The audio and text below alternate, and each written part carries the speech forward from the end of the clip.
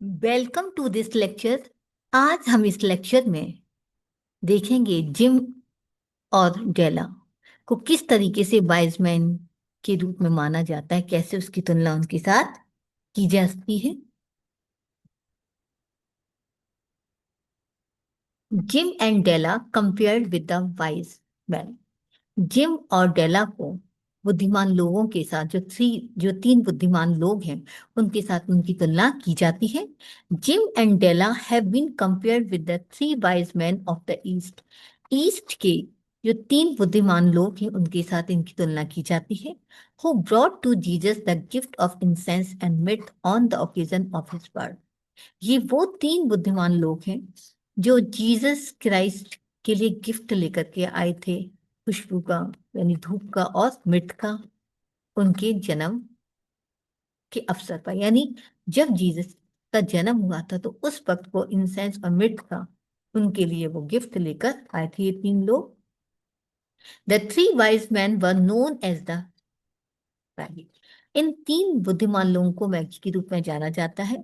Just as the Magi were wise, और ये जो लोग थे ये बुद्धिमान कंसीडर किए गए थे, माने गए थे। सिंसियर, बुद्धिमान भी थे, सिंसियर भी थे एंड डिवोटेड और समर्पित भी थे। Similarly both Jim and Della are loving and faithful to each other. इसी तरीके से दोनों जिम और डेला दोनों ही एक दूसरे के प्रति प्रेम से और प्रेम और वफादार हैं। यानी दोनों एक दूसरे से प्रेम भी करते हैं और एक दूसरे के प्रति वो वफादार भी रहते हैं। Just as gift of the mother, जिस तरीके से मिठाई के गिफ्ट थे, उपहार थे, दो स्मॉल, हालांकि इनके जो उपहार थे काफी छोटे थे पर वेरी प्रीशियस, लेकिन बहुत ही कीमती थे।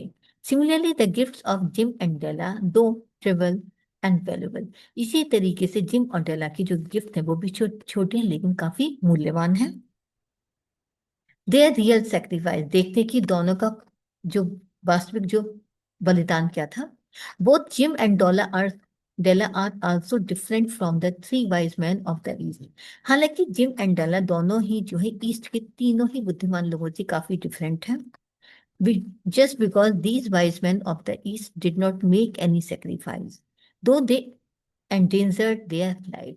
हालांकि इन तीन लोग जो थे, बुद्धिमान लोग थे ईस्ट के, इन्होंने कभी भी कोई सेक्रीफाइस नहीं किया, लेकिन उन्होंने अपनी जिंदगी को एंडेजर्ड खतरे में डाल दिया था।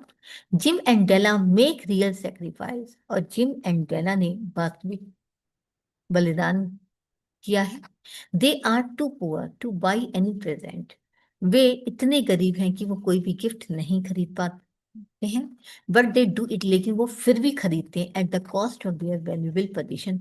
अपनी मूल्यवान चीजों के कीमत के आधार पर वो गिफ्ट को खरीदने लायक बनते हैं। Jim sacrifice his gold watch handed down to him from generation.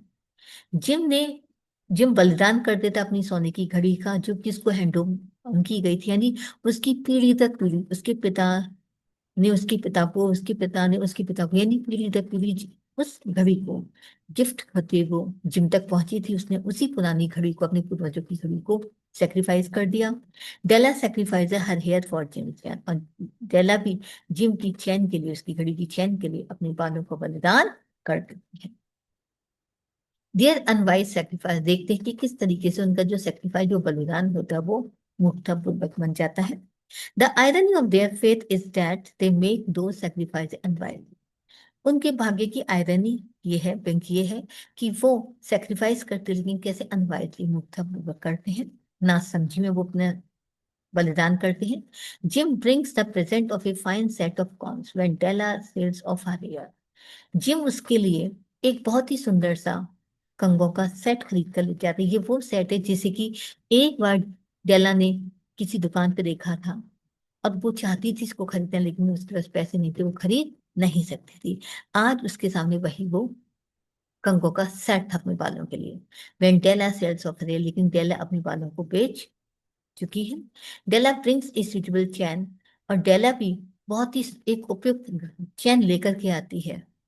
When Jim disposes of his gold bar, जब जिम ने अपनी सोने की घड़ी को बेच दिया, यानी डेला उसकी पूर्वजों वाली जो घड़ी होती है, सोने की जो घड़ी होती है उसकी जिम के लिए, उसके लिए वो बहुत ही प्लेटिनम की सुंदर सी चेन खरीद कर के लेके आती है। अपने बालों को बेचकर। लेकिन जब पता चलता है कि जिम ने वो घड़ी बेच दी है। देव प्लीजेंट टॉक, अब देखते हैं उनका सुहावना धक्का कैसे लगता है। मतलब सदमे में है, लेकिन उस झटके में भी क्या कहते हैं, एक बहुत ही खुश नुमा उनको फीलिंग होती है। Jim is shocked to see Della without her long hair. हालांकि जिम को काफी सदमा पहुंचता है जब वो देखता है डेला कि वो लंबे बाल उसके पास अब नहीं, डेला बहुत छोटे छोटे बालों में आ जाती है।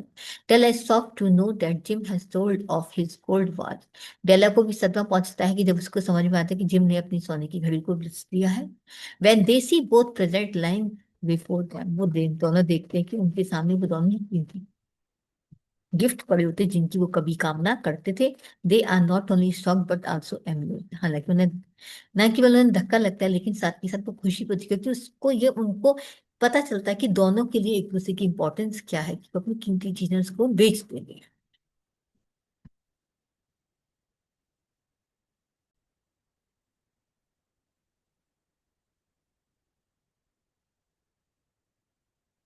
दे आर कमिंग क्लोजर, वो किस तरीके से एक दूसरे की काफी कमी नजदीक आते हैं, करीब आ जाते हैं।